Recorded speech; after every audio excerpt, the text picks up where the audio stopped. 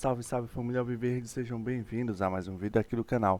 Então pessoal, nesse vídeo a gente vai fazer aqui um corte, tá bom, do programa Equipe F, onde a gente vai estar vendo ali o Zinho Pascoal comentando a respeito do Verdão, que atropelou o Vasco e é líder absoluto do Campeonato Brasileiro, tá bom? A gente vai estar acompanhando tudo isso aqui nesse vídeo, mas antes peço que você, por favor, se inscreva no canal, deixe seu like e ative o sino para ser notificado sempre que sair um vídeo novo aqui do canal, tá bom?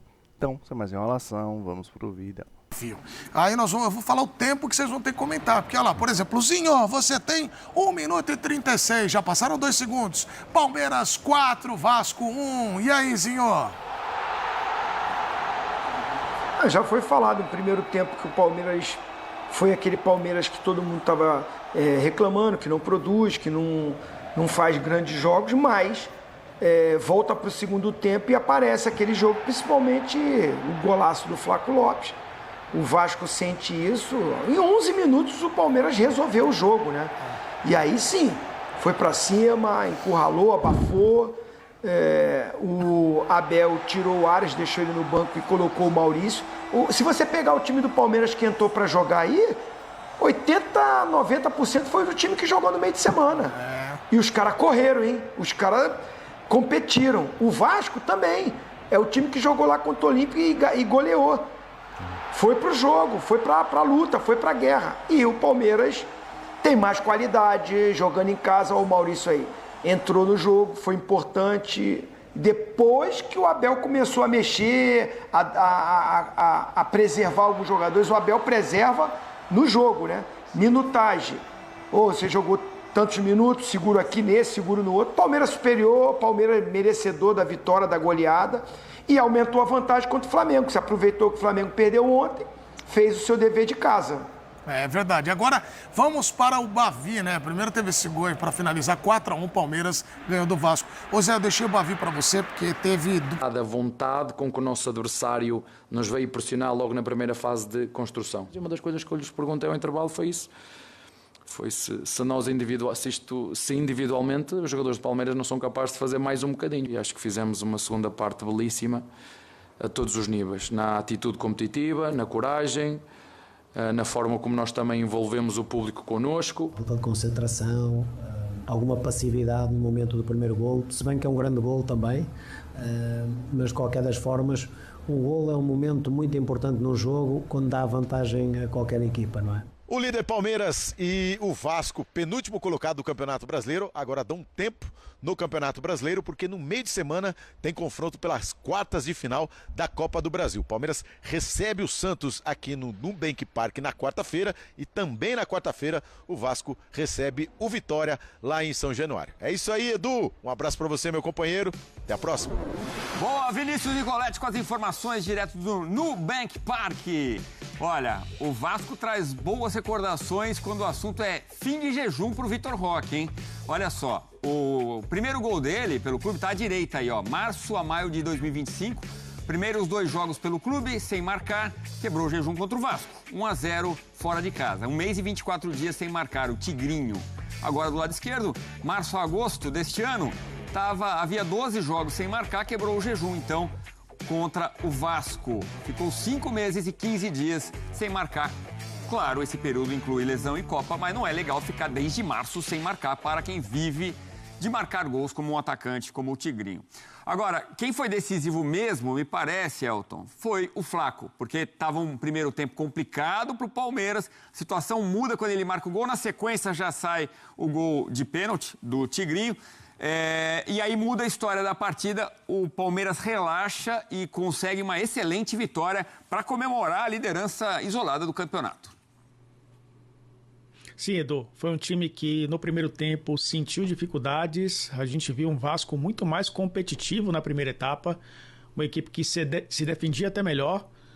Vamos lembrar, né, que o Pedro Emanuel ele colocou o Sousa para fazer uma função de primeiro volante, mas tinha o Tietê e o Thiago Mendes, ou seja, é um meio campo mais reforçado nessa marcação, apesar do Tietê ter um pouquinho mais de liberdade para atacar. 2 alas que faziam dobras com os laterais, né, o Cuiabano e o Paulo Henrique. E era a intenção mesmo do Vasco, né? Tentar superar essa defesa do Palmeiras com 3 zagueiros, porque o Alan fez essa função de ala direito com o Giai meio que preso ali, lembrando os velhos tempos do Marcos Rocha, né? Funcionando como um terceiro zagueiro, fazendo saída por dentro. Então o Vasco tentava pressionar com essas dobras pelos lados do campo. O jogo até fluiu de uma certa forma dentro do que poderia fazer o Vasco nessa equipe, né? Porque o David começou como titular, um ponta como centroavante de novo, justamente para atacar a profundidade, justamente para tentar ser um pouquinho mais rápido quando saia do campo de defesa, acionando alguém por dentro, a opção de ter o Spinelli, que não vem bem no banco de reservas, e principalmente, né, o Facundo Colídio, que também ficou no banco. E aí o Palmeiras, quando conseguiu encontrar um mínimo de espaço, e como você trouxe muito bem, o Flaco Lopes, o melhor jogador em campo, foi muito importante para abrir o placar, o Vasco se descuidou e se desconcentrou, e foi quando o Palmeiras tomou conta do jogo. E aí foi importante a participação do Maurício, foi importante a participação do Vitor Roque, foi importante a participação dos 2 jogadores que estavam fazendo essa dobra pelo lado do Palmeiras, do lado direito, né? O Andréas Pereira e o Alan, os caras que foram importantes também com assistências. O coletivo do Palmeiras surgiu no segundo tempo de uma maneira bem intensa, e aí o Vasco não conseguiu segurar, 4-0 com muita autoridade, fez seu gol ainda nos acréscimos com o Colídio, mas um Palmeiras muito, como disse o hino, muito imponente jogando em casa, Edu. E a gente falava muito sobre essa questão do Palmeiras oscilar na temporada e sair de oscilações rapidamente. Parece que saiu. Conseguiu uma classificação importante para a próxima fase da Libertadores, vencendo fora de casa, volta a vencer no Campeonato Brasileiro numa rodada onde seu concorrente direto pelo título tropeçou, vence um Vasco que vinha empolgado, inclusive com uma goleada no meio da semana pela Copa Sul-Americana, e agora projeta a Copa do Brasil com um pouco mais de, não tranquilidade, mas um pouco mais de força em relação às últimas semanas, né? Já que enfrenta um Santos, é um clássico estadual, também importante para o Palmeiras chegar longe na Copa do Brasil. Uma vitória importante de um time que conseguiu se impor no segundo tempo, como a gente já imaginava. Sai rapidamente de oscilações na temporada, com vitórias não incontestáveis, mas ao estilo Palmeiras. Quando controla, é muito difícil do adversário vencer.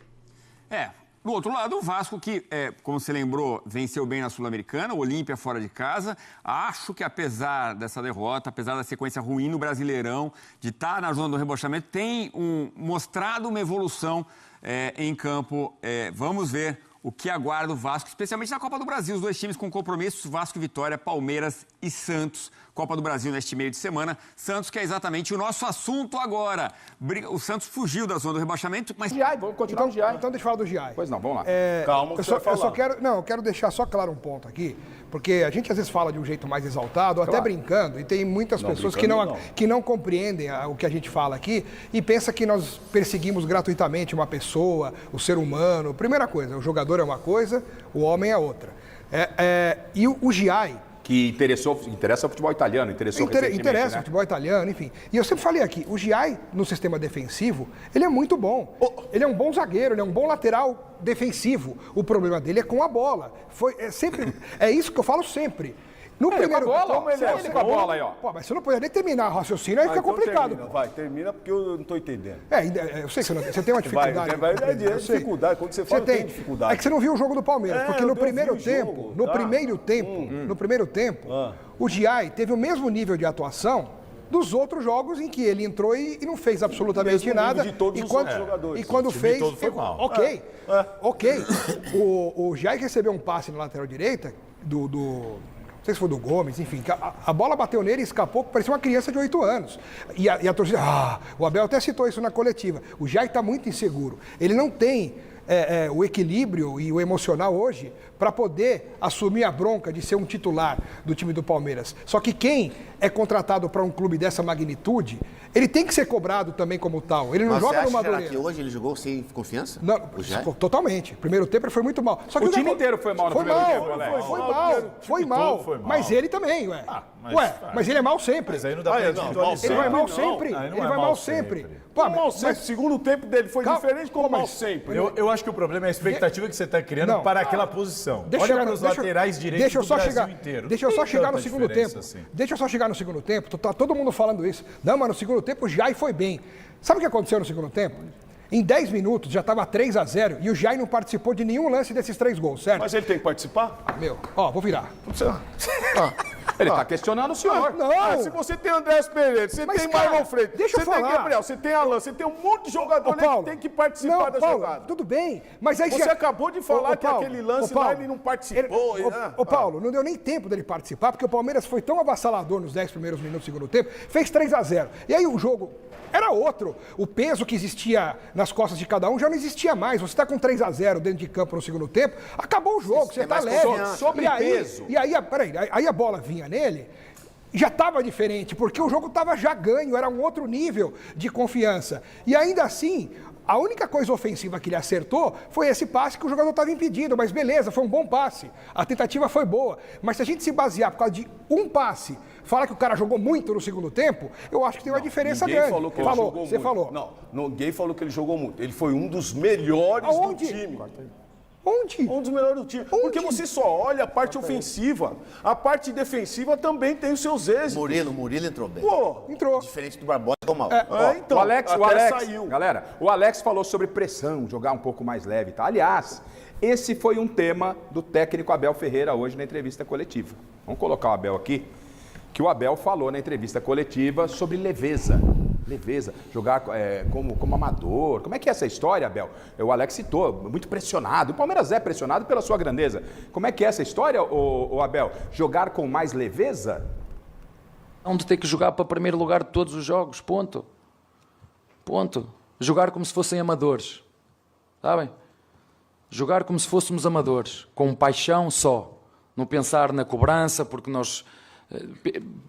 jogar como se fôssemos amadores, meter o coração lá dentro, meter a nossa técnica, não pensar isso, não ganharmos isso, não sei o quê, jogar como se fôssemos amadores, com prazer, com paixão, que é isso que acontece muitas vezes aos moleques quando saem da base e começam a ser pagos, começa a vir a pressão, porque agora eu sou pago e agora tenho que entregar, e se não entregar depois não vai haver dinheiro para a minha família, às vezes tenho que pegar leve comigo mesmo. Muitas vezes esses jogadores que vocês vêm a passar maus momentos de forma é porque se cobram demais. Eu não posso errar, eu não posso falhar, eu não posso. E sabem o que é que acontece? É exatamente isso que acontece. Vão errar, vão falhar, vão jogar mal, vão ser criticados. É exatamente o oposto, que se dana. Para não dizer outra coisa, que se dana. Jogar futebol tem que ser um prazer. Abel, acho que você podia fazer esse discurso para você na frente do espelho. Para você levar o jogo mais leve. Se você leva o jogo mais leve, você para com esse monte de piti que você dá à beira do campo, chutar microfone, né? E fazer um desempenho legal. E o time, às vezes, é reflexo do próprio treinador. Mas ele está falando isso, Garrafa. Mas ele não pratica isso, né, Miller? Olha, os meus jogadores têm que jogar com leveza, como amador, está dizendo assim, olha, não liga para cobrança, não liga para público, como dizia o Celinho. Perfeito. Não liga para vaia. Não é de uma forma pejorativa, exatamente. Né? Então, acho que... Não, eu concordo com ele, mas ele leva a sério as críticas, ele passa do ponto, ele não sabe ser criticado. Mas ele se cobra também. Mas o jogador... Ele concorda com você, inclusive. Exatamente. Um jogador, Garrafa, ele não liga para a pilha do treinador na beira do campo. Até porque depois que o Abel xingou, foi expulso, saiu, tá? Você via lá o Franco Lopes dando risada, abraçando um outro, tá? Quer dizer, importante foi o desempenho do time que estava faltando há muito tempo. Quer dizer, o Palmeiras reencontrou o seu bom futebol, independente da ruindade do Vasco, que vai lutar para não cair mesmo. Mas independente disso, o Palmeiras fez um segundo tempo muito bom, poderia ter feito mais gols. Eu acho que esta dinâmica do Palmeiras no segundo tempo, beleza, é isso que ele quer na continuidade do campeonato. E Salazar, na abertura. Até porque a cobrança, ela é normal. Claro. Essa cobrança é normal. Até porque o Palmeiras hoje é um dos principais times aí para a conquista do campeonato, juntamente com o Flamengo. Né? Então, essa pressão que esses jogadores hoje estão sofrendo é algo assim. Agora, tem a pressão excessiva, que eu acho que muitas vezes o Alex, ele dá um tom a mais em certos jogadores. Eu, por exemplo, eu não concordo quando ele fala do Giai. Não concordo, até porque o futebol brasileiro está carente de lateral direito. Eu troco agora com o Matheusinho. Está carente... Não vou. Peço a vocês não voltarem no assunto Giai, que a gente tem mais coisa para falar. Tá bom. Aí, então, peraí, vou mudar então o outro jogador. Vamos falar de Maurício? Porque o Salazar levantou. Maurício. Salazar, você logo na abertura já deu uma Sabe que ele chega para lá no Alex Miller sobre Maurício? O que aconteceu? Explique pra gente, ô Salazar, essa questão. Qual é a sua dúvida? A gente já teve alguns embates no Gazeta Esportiva no tom mais tranquilo possível, de ideias, claro. Mas, cara, o Maurício tem 11 gols e 3 assistências. São 11 gols e 3 assistências na temporada. Até o termo que eu usei na nossa discussão no Gazeta Esportivo, eu falei assim, você não acha o Maurício um jogador útil? Eu vejo o Maurício como um bom jogador. Ele não é craque, não é gênio, não é o cara que vai resolver os campeonatos, mas ele fez um ótimo campeonato paulista. Um dos destaques no título do Palmeiras. E mesmo quando você tem o Roque e o Flaco à disposição, o Maurício é um jogador que aparece. Acrescente que foi à Copa e foi bem na Copa. E não só como um mero coadjuvante ali, não, marcando gol, dando passe para gol. Então, mais do que útil, o Maurício cada vez mais me mostra que nessa temporada ele é um jogador importante do elenco. Então, família Alviverde, esse foi o vídeo de hoje, tá bom? Espero que vocês tenham gostado. Vimos aí alguns comentaristas, né, o Zinho, o Pascoal, falando aí a respeito do Verdão, que é líder do Campeonato Brasileiro, né? Segue o líder. Deixa aí nos comentários a sua opinião, não se esqueça de se inscrever no canal, deixar o seu like e ativar o sino para ser notificado sempre que sair um vídeo novo aqui do canal, tá bom? Então, até o próximo vídeo.